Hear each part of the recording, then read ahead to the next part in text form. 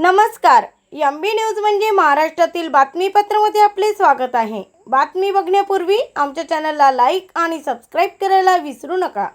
तर बघूया आजची विशेष बातमी.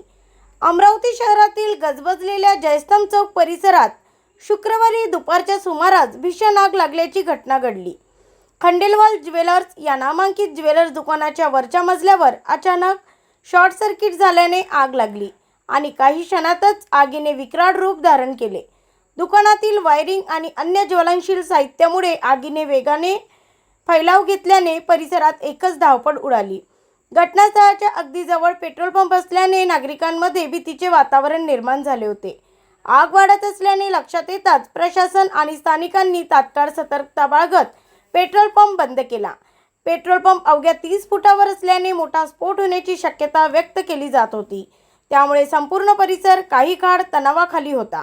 आगीची माहिती मिळताच अग्निशमन विभागाच्या 5 गाड्या तात्काळ घटनास्थळी दाखल झाल्या. अग्निशमन जवानांनी जीवाची पर्वा न करता तब्बल 2 तास शर्थीने प्रयत्न करत आगीवर नियंत्रण मिळविले. धुराचे प्रचंड लोट आणि उष्णतेमुळे बचाव कार्य करताना जवानांनाही मोठ्या अडचणीचा सामना करावा लागला. दरम्यान आग लागताच दुकानातील महिला कर्मचाऱ्यांनी प्रसंगावधान राखत तात्काळ बाहेर धाव घेतली. त्यामुळे मोठी जीवितहानी टळली. परिसरातील नागरिकांनीही सुरक्षित अंतर राखत प्रशासनाला सहकार्य केले.